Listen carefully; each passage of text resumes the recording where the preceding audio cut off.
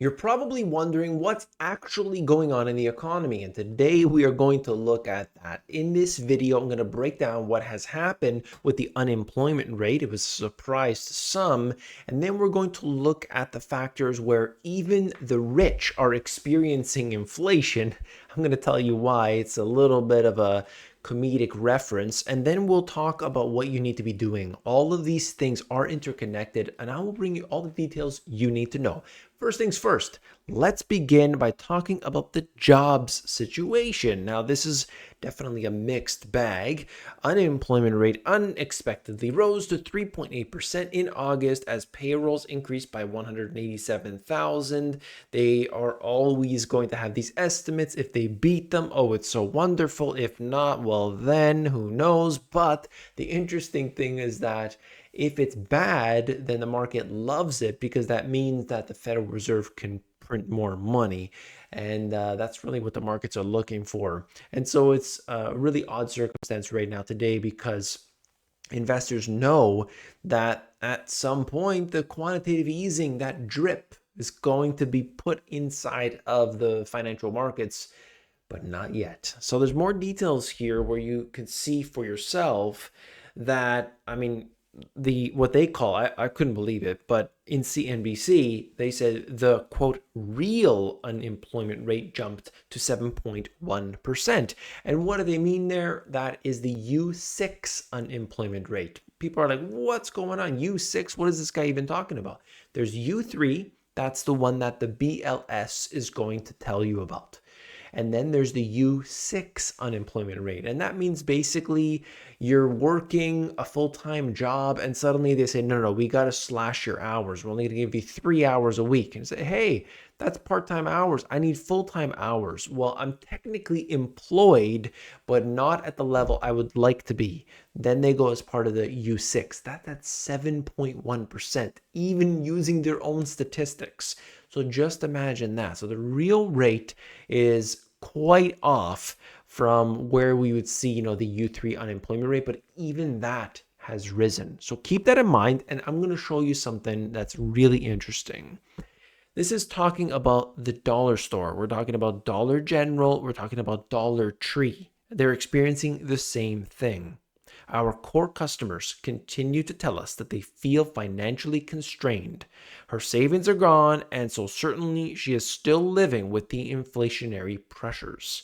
The chain is trying to avoid passing along the higher prices to its customers and even reduced prices in some areas. You don't find that often, by the way, but that's the case. The dollar stores, depending on where you're going, they go as high as $5 a piece in some places. Okay, now that might be cheaper than going to Amazon, that might be cheaper than going to Walmart for those same products, but know that they have been seeing the inflation in the dollar stores. Okay, and the core customer is feeling the burden, and what they are doing, what they said here, according to the CEOs, they've basically said that they're sticking to food and essentials. So we know that the buying patterns are adjusting, but it's not just for these people going to the dollar store.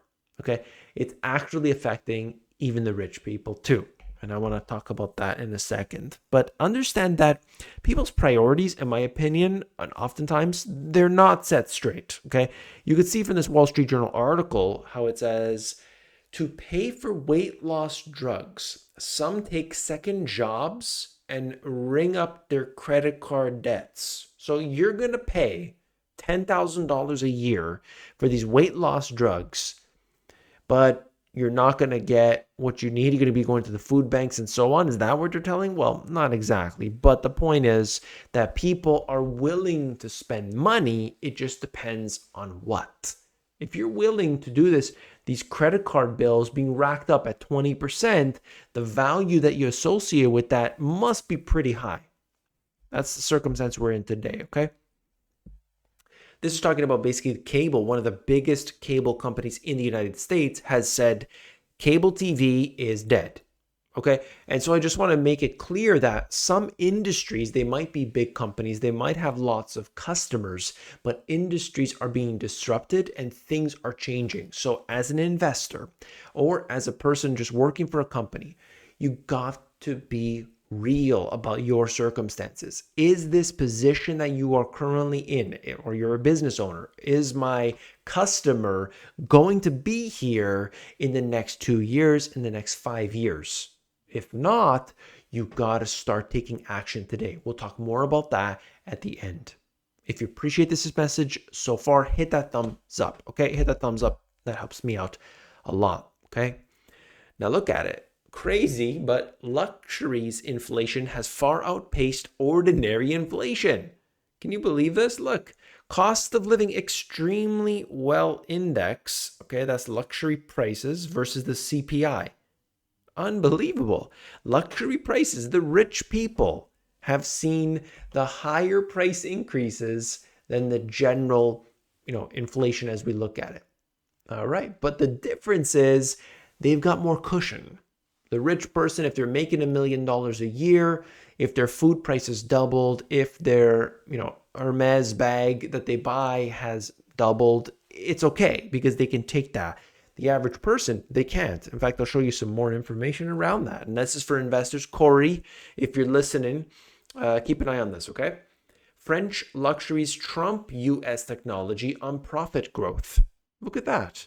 French luxuries doing better in this way than U.S. tech stocks, which are the holy grail of it all. And then we have the same thing, but it's price return. French luxuries, again, interesting. So we can look at that. Why? It's because of the target market. This is total return. Okay, same thing, showing us the same thing, even more than US tech. Crazy. And then it just breaks it down again, comparing French luxuries and US tech are trading on broadly similar valuations. That's the forward PE, price earnings ratios, okay? But Hermes is twice as expensive as LVMH. And I'm just saying not all of them are created equal. That's all I'm saying here. And they're just comparing like Microsoft as well. They threw that in there.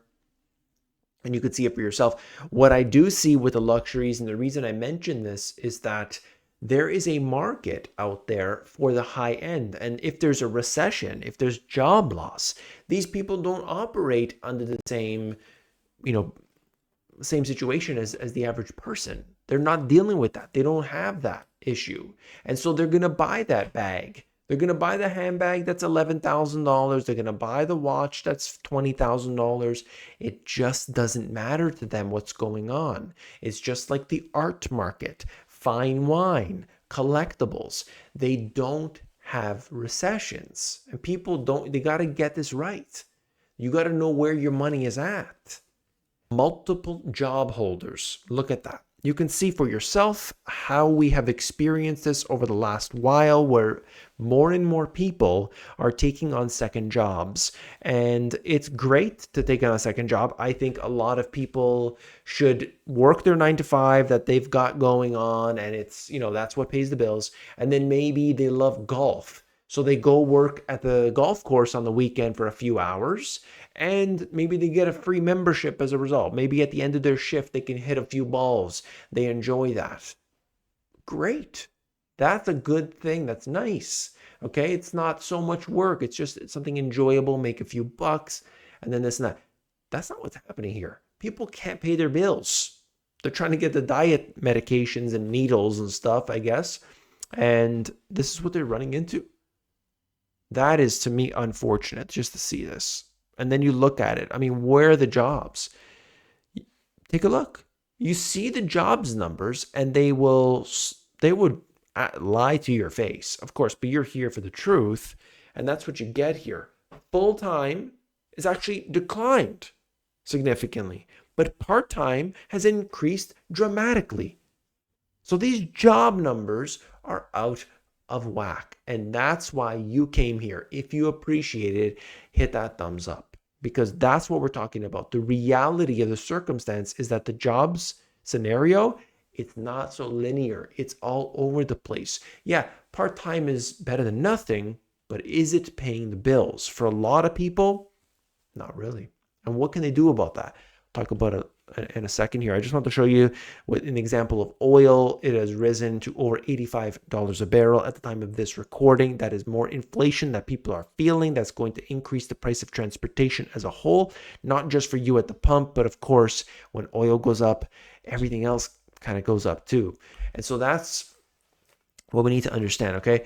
The few basics and what we looked at today are simply that goods and services are much higher in price at this time. And that means you've got to pay more. That means you've got less disposable income.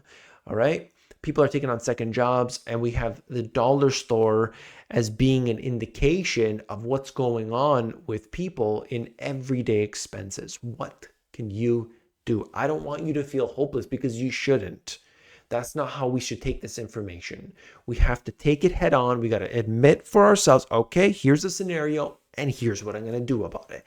And so here are just a few things. Number one, if you are outside the US, you learn a skill that makes money in US dollar. Okay, very important stuff. You might want to teach a language. If you live in a Spanish-speaking country, you could teach Spanish online. Where can you do that? One example, out school. Out school. Okay, very good stuff. If you live inside the US, you got to start diversifying outside the US as well. Have your customer base available globally. We have the internet, and that has leveled the playing field in what we can do. You can be teaching English to people all around the world. These are just some options, okay? Think about that. As well as investing in the companies or assets that don't have seasons. And so that's important. You could look at these different types of assets, whether it's art and fine wine and collectibles. Do you think somebody that's buying a piece that's worth $12 million ever, understands even the value of a recession? Or they don't know that. They don't know it. And so that's the kind of situation that we live in when we're investing in these things. You don't want to put your money in something that's real hyped up right now. You don't know what's going to happen tomorrow. You want to put it in there and you want to leave it for a period of time. You want to sleep at night. And so that's what you've got to do. Your businesses, the things that you deal with, my products that I sell on Amazon is the type of product that you buy it, but you save money over a period of time. So you got to keep that in mind. If you're going to be an investor, if you're going to get into business, however you want to approach it, you got to understand either products and like the type of businesses that are dealing with luxury, or it's a product that you buy once and you save money over time.